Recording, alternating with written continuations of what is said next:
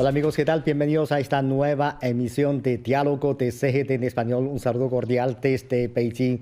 Cada año en las dos sesiones, la conferencia de prensa del ministro de Relaciones Exteriores siempre atrae mucha atención y este 2026 no es una excepción. Y en este momento en el que nos encontramos en un mundo tan turbulento, ¿qué mensajes emite China? ¿Qué principios y posiciones tiene el país frente a los retos en las relaciones internacionales? Para analizar sobre estos temas, hoy en nuestro programa tenemos el gran placer de contar con la señora Meng Xiaoyun, profesora de la Universidad de Asuntos Exteriores de China. Hola, profesora, ¿qué tal? Bienvenida a nuestro programa. Hola, Javin, un placer. Muchas gracias. Bueno, entramos en el tema. Sabemos que en la conferencia de prensa ofrecida por el ministro de Relaciones Exteriores de China, Wang Yi, ha emitido una gran cantidad de informaciones. Entonces, para usted, ¿qué destacaría de los mensajes que ha emitido en este evento? Sí, pues esta vez también escuché con mucha atención la conferencia de prensa del ministro.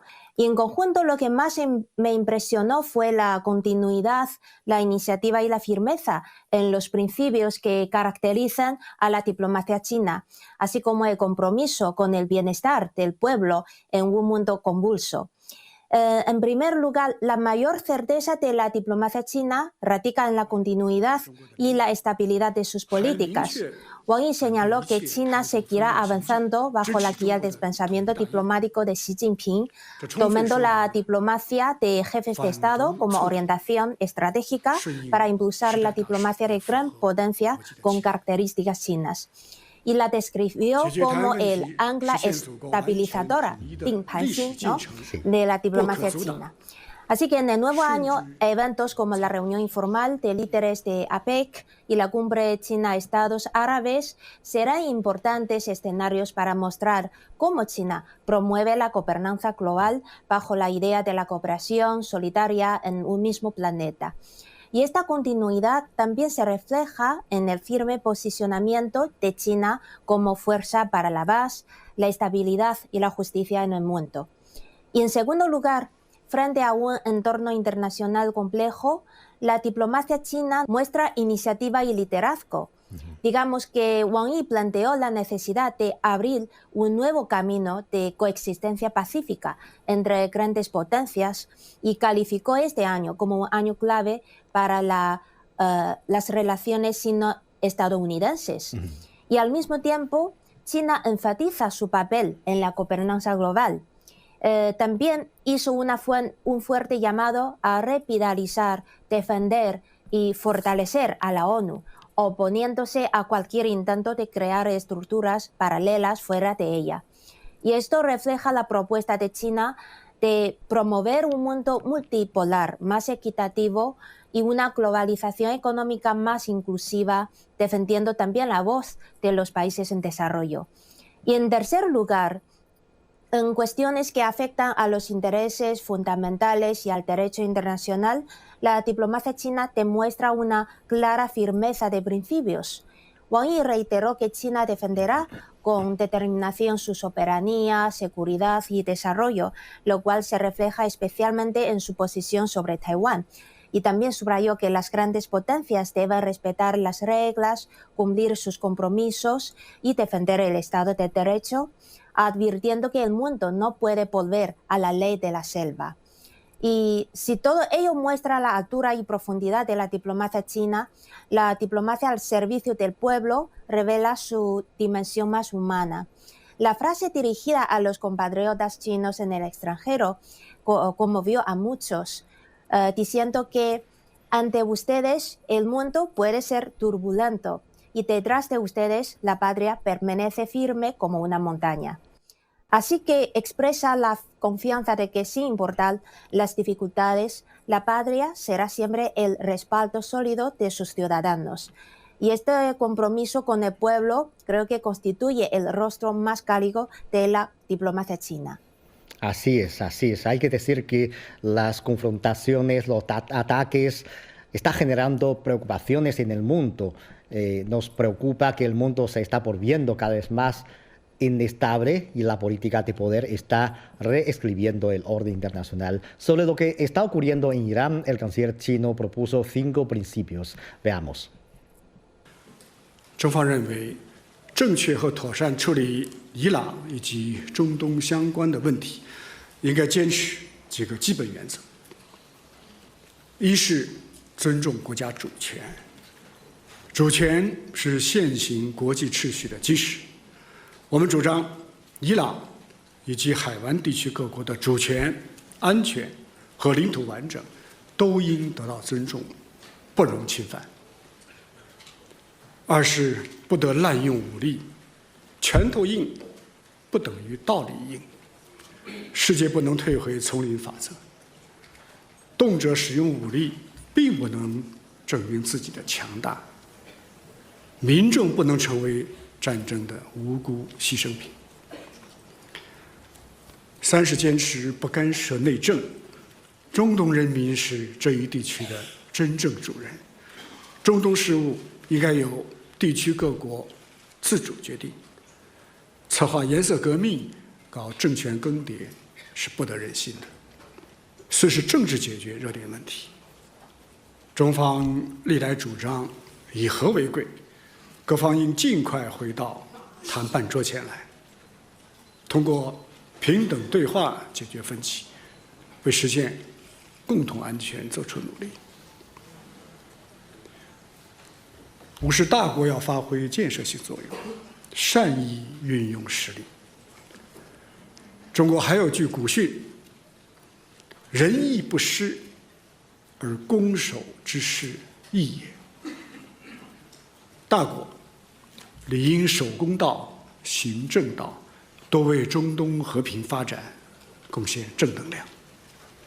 Entonces, yo creo que China está emitiendo un mensaje importante, que es cesar inmediatamente las operaciones militares para prevenir la escalada en espiral de la situación y evitar el desbordamiento y la expansión de la guerra. Entonces, ¿qué opina usted respecto a los grandes retos e incertidumbres que enfrenta el mundo hoy en día? Pues en estos años hemos sido testigos de profundas transformaciones históricas. El año pasado ya fue turbulento y extraordinario, y el inicio de este año volvió a conmocionar a la comunidad internacional con la incursión militar de Estados Unidos en Venezuela y el posterior ataque conjunto de Estados Unidos e Israel contra Irán. Y ambos ataques reflejan el resurgimiento de la política de poder, que está socavando el orden internacional basado en la Carta de las Naciones Unidas. Como resultado, el mundo enfrenta una crisis múltiple caracterizada por el aumento simultáneo del déficit de seguridad, de orden, de gobernanza y de desarrollo, llevando a la incertidumbre internacional a su nivel más alto desde el final de la Guerra Fría. Entonces, en este contexto, el mundo se enfrenta a 4 grandes desafíos e incertidumbres. En materia de seguridad, la superposición de conflictos tradicionales y riesgos no convencionales han hecho que el sistema internacional pase de un equilibrio de disuasión a un riesgo de descontrol. Las acciones militares unilaterales de Estados Unidos contra países como Venezuela e Irán no solo intensifican la confrontación regional, especialmente en Oriente Medio, sino que también generan un peligroso efecto de demostración, favoreciendo el retorno de la ley de la selva. Y en cuanto al orden internacional, el sistema multilateral centrado en la Carta de la ONU se ha visto debilitado por el doble rasero de algunos países que lo utilizan cuando les conviene y lo abandonan cuando no. Así que el resurgimiento de la confrontación entre bloques ha intensificado la disputa por el poder de definir las reglas internacionales, profundizando la fragmentación del sistema global. Y en términos de gobernanza, los mecanismos multilaterales clave como las Naciones Unidas han sido marginados o instrumentalizados. Y existe una creciente brecha entre la capacidad de gobernanza y la urgencia de las crisis, mientras que el inédito déficit de confianza entre las grandes potencias paraliza la acción colectiva. Y en el ámbito de desarrollo, los conflictos geopolíticos han perturbado las cadenas globales del suministro.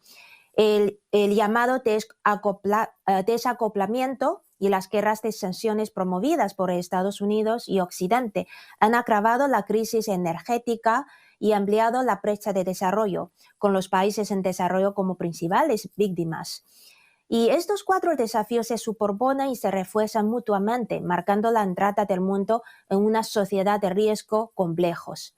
Así que ante este escenario, ¿cómo podemos actuar o debemos actuar? El secretario general Xi Jinping ha señalado que cuanto más turbulenta sea la situación internacional, más necesaria es la solidaridad y la cooperación entre los países. En este sentido, es de gran importancia estratégica y estabilizar un mundo incierto mediante la incertidumbre de China y promover la paz y el desarrollo global a través de la gobernanza de China. En este sentido, creo que debemos actuar en varios frentes.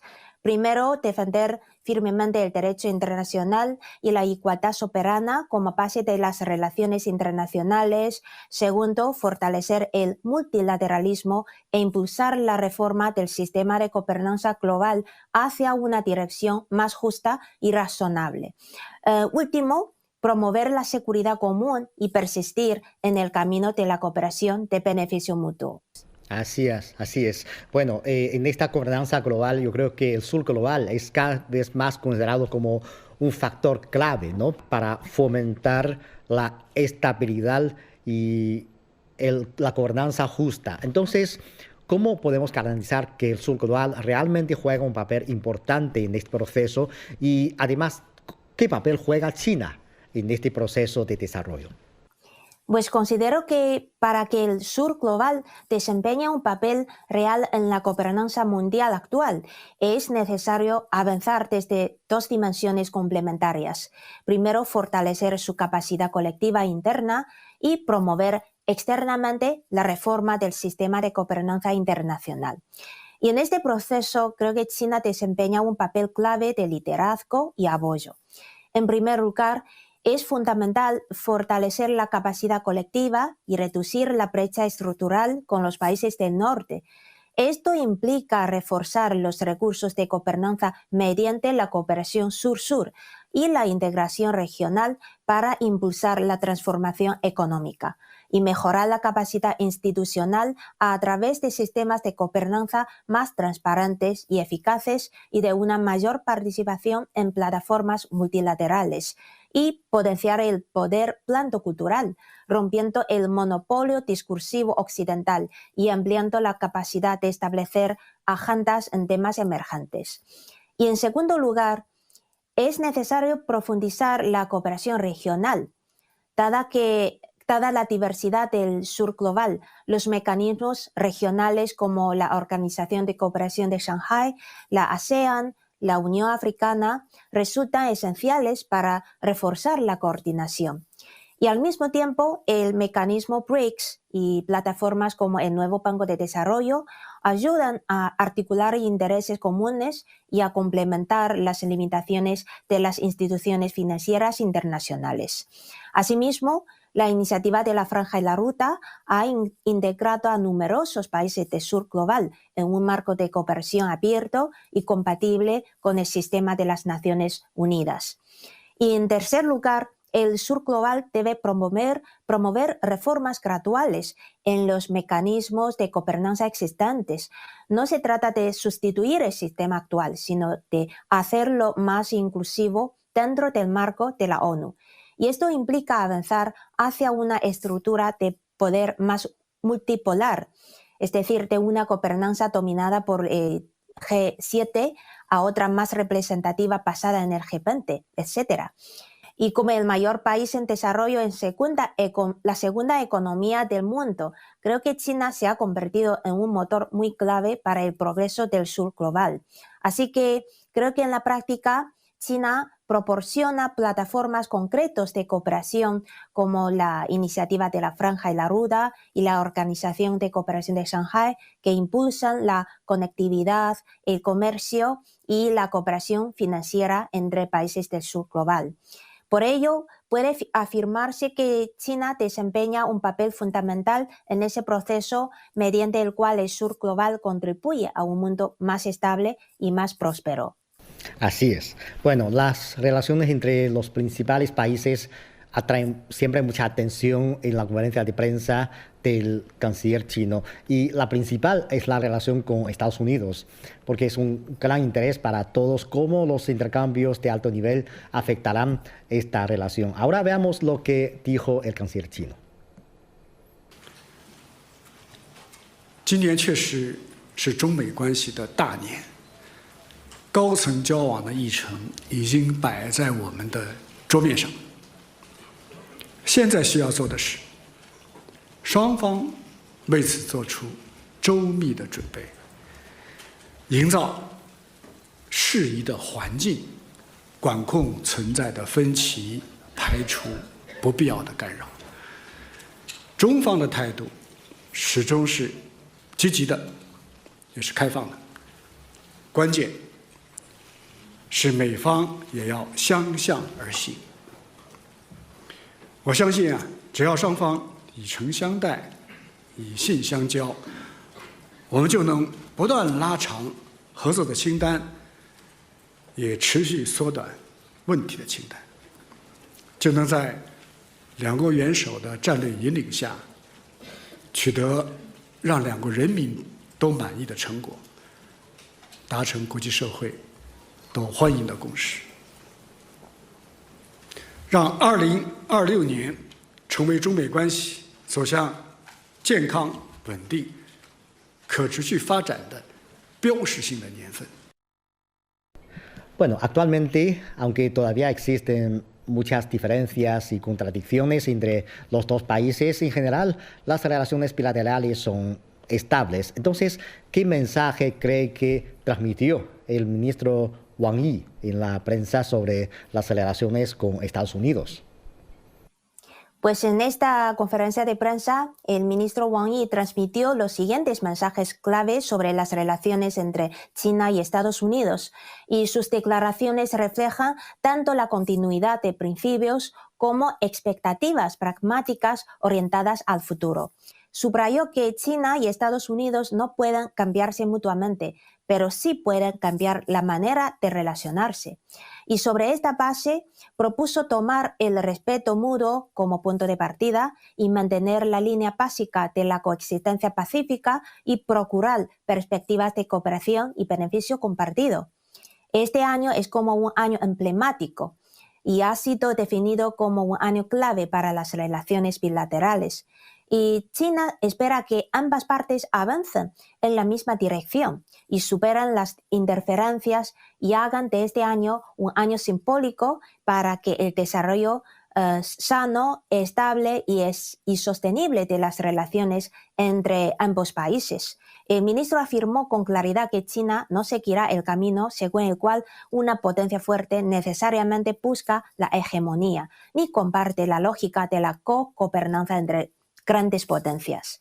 Y sostuvo que el mundo debe basarse en la coexistencia de la diversidad y un sistema multipolar, defendiendo firmemente la democratización de las relaciones internacionales.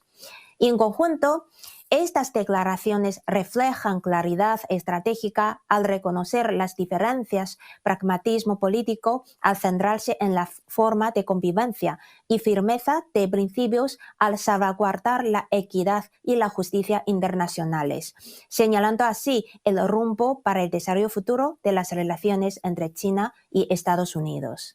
Es cierto. Bueno, desde finales del año pasado, varios dignatarios occidentales han visitado China, entre ellos líderes de los grandes países europeos como España, Francia, Reino Unido, Alemania, etc. Entonces, ¿cómo interpreta esta oleada de visitas europeas a China y cuál es la razón fundamental para que China y la Unión Europea trabajen para resolver sus diferencias y profundicen la cooperación?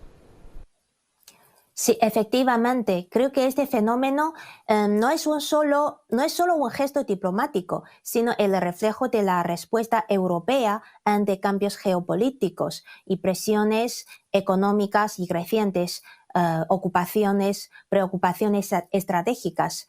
Y primero, uno de los factores detonantes provino de Estados Unidos.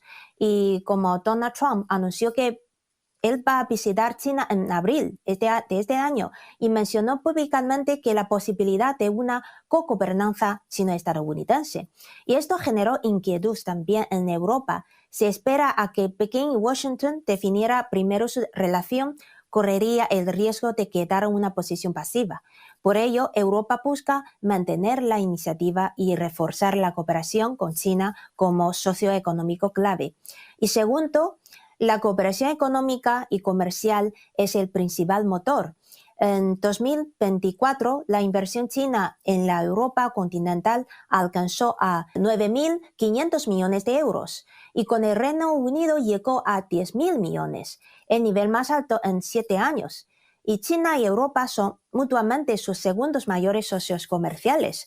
Y en los primeros 11 meses de 2025, el comercio bilateral alcanzó a 5,37 billones de yuanes, con un crecimiento del 5,4%.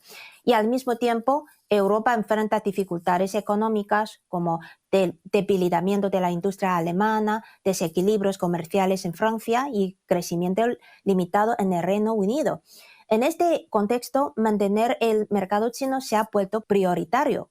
Y el ministro alemán reconoció que China ya lidera sectores como los vehículos eléctricos, lo que exige a Europa acelerar su innovación. Y durante la visita del rey de España a China, ambas partes también firmaron 10 acuerdos en comercio, tecnología y educación. Y en tercer lugar, la prolongación del conflicto entre Rusia y Ucrania ha hecho que Europa teme que Estados Unidos priorice sus propios intereses en una eventual solución. Y tras asumir altos costes como crisis energética, inflación y presión migratoria, Europa ha tenido un papel relativamente limitado en las negociaciones. Por ello, espera que China desempeñe un papel constructivo en la búsqueda de una solución política y al mismo tiempo busca ampliar su autonomía diplomática. Y por último, el refuerzo en 2025 de los controles chinos sobre la exportación de tecnologías relacionadas con las tierras raras afectó directamente a sectores clave de la industria europea, dado que estos materiales son esenciales para tecnologías avanzadas y que Europa depende en gran medida de China. Y que quedó claro que en un contexto de cadenas de suministro inestables, la cooperación con China es una opción pragmática. Sí, cierto. Sobre la paz regional, yo creo que en esta conferencia de prensa también ha abordado temas como el mar meridional de China y el tema del estrecho de Taiwán, etcétera. Hemos visto que el canciller chino ha expresado que quiere colaborar con los países vecinos para mantener la paz regional. Y al mismo tiempo, en cuanto a la cuestión de Taiwán, yo creo que la respuesta es muy firme. Entonces, ¿cómo interpretaría usted estos mensajes emitidos por el canciller chino ante estos temas? Pues las firmes declaraciones del canciller chino Wang Yi sobre el mar de China Meridional y el estrecho de Taiwán transmiten a la comunidad internacional, especialmente a las fuerzas externas a la región. Creo que son 5 mensajes claros, como la soberanía es inviolable, los asuntos internos no admiten injerencias, las normas deben respetarse, la cooperación es el camino correcto y las provocaciones recibirán respuestas. Y estas posiciones reflejan la firme determinación de China de salvaguardar sus intereses fundamentales y la estabilidad regional. Respecto al estrecho de Taiwán, Wang Yi también transmitió 3 mensajes. Primero, la soberanía no admite desafíos.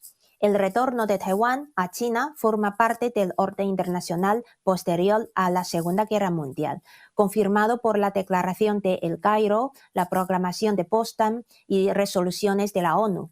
Y en el sistema de las Naciones Unidas, Taiwán solo puede dominarse como provincia china. Y segundo, la independencia de Taiwán y la injerencia externa no tienen salida. Promover la independencia de Taiwán equivale a jugar con fuego y socava la estabilidad regional. China no tolerará actividades separatistas ni la interferencia externa en sus asuntos internos. Y tercero, la reunificación es una tendencia histórica inevitable. Las elecciones en Taiwán no pueden cambiar la tendencia hacia la reunificación nacional. Y la reunificación pacífica sigue siendo la mejor opción, aunque China se reserva el derecho de adoptar todas las medidas necesarias. Así que, en conjunto, estas posiciones reflejan el compromiso de China como país responsable, como defender sus intereses fundamentales y contribuir a la paz y estabilidad regionales. Así es.